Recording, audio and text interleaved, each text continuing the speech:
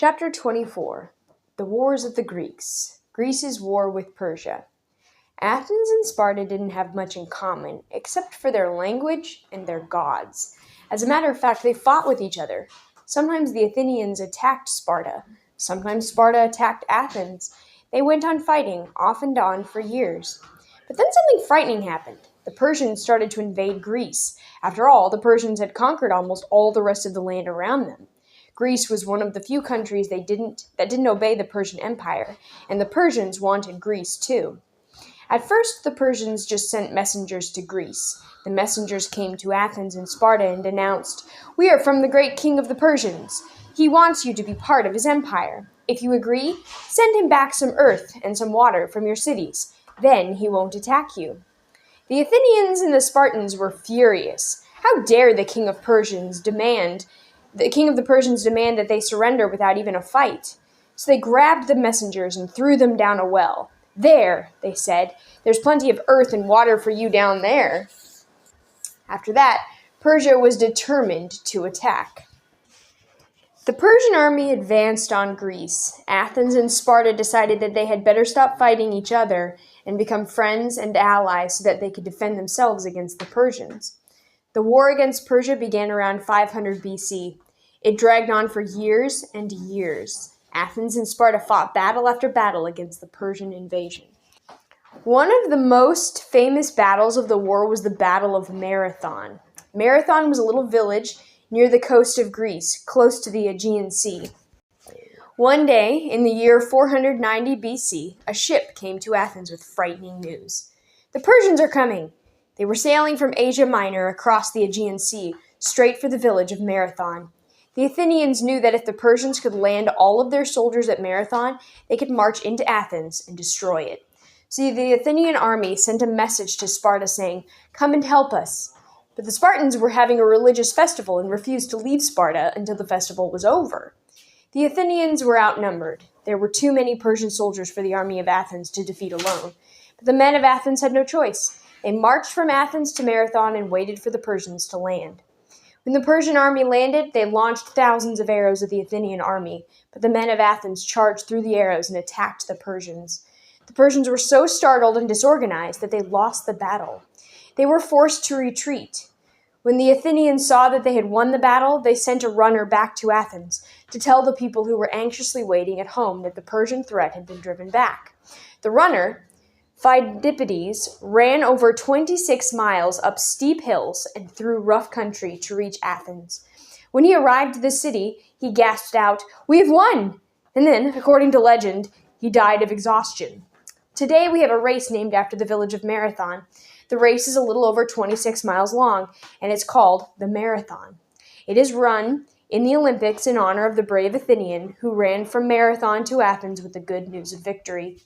The Battle of Marathon didn't end the war, though. The Persians and Greeks went on fighting until the Greeks finally defeated the Persians, once and for all, in a great sea battle at a place called Salamis. After the Battle of Salamis, which took place in 480 BC, the Persians finally gave up attacking Greece. The Greek cities would remain free and independent from Persia. The Greeks fight each other. Now, Greece was at peace. Instead of putting all of their energy into fighting the Persians, the Greeks were able to do other things. They became famous for their architecture, the way they designed and built buildings. The Greeks built enormous buildings from marble. One of the most famous Greek buildings is called the Parthenon. The Parthenon was a temple built in honor of Athena, the Greek goddess of war. Its ruins still stand in Greece, in the city of Athens, on a hill called the Acropolis. Inside the Parthenon were pictures carved in marble of different Greek battles. These pictures were called friezes. One of the friezes shows a legendary battle between the Greeks and an army of centaurs. Centaurs were imaginary creatures that were half man and half horse. The soldiers and centaurs on the friezes look very real. You can see the muscles in the arms of the soldiers and the expression on the faces of the soldiers. The Greeks tried very hard to make their pictures and statues look like real people. The faces of their statues look like the faces of real men and women, and the folds of their clothing look like they are made from real cloth. It is hard to believe that they are carved from stone. With the Persians defeated, Athens and Sparta no longer had to fight. The Greeks could have gone on making their beautiful buildings and creating their statues in peace. But they didn't.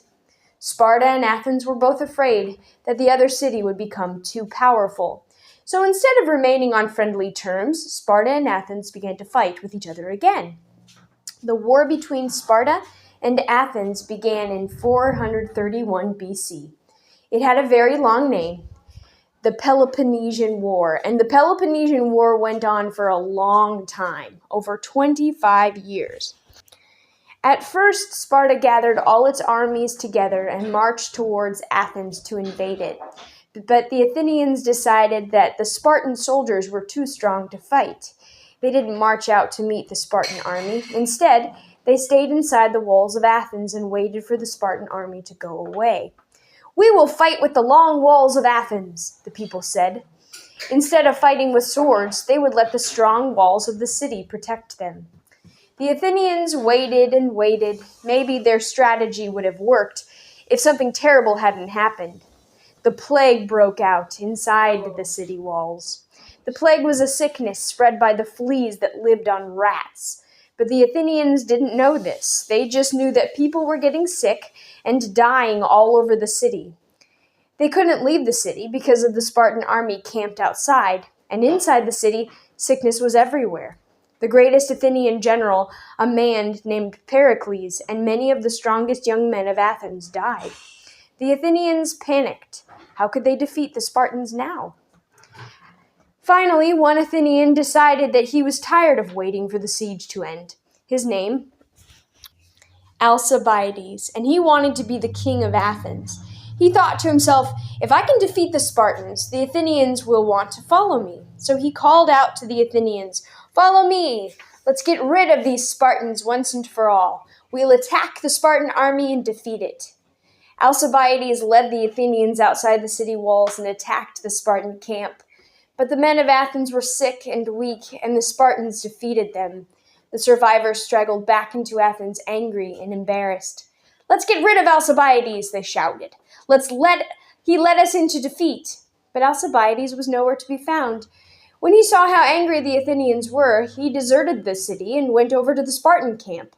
"Follow me back into Athens," he told the Spartan general. "I know a secret passageway into the city. We can sneak in after dark and take over before the Athenians know what has happened to them." The Spartans agreed to follow Alcibiades. So late one night, the traitor led the Spartans into his own city. The Spartan army captured Athens and took over. Sparta became the strongest city in Greece. But most of the Athenian men and many of the Spartan soldiers had died in the long Peloponnesian War. Now Greece no longer had the men they needed to keep other invaders away. The Greeks had spent all their energy fighting each other. They had none left to defend themselves, and soon invaders would come.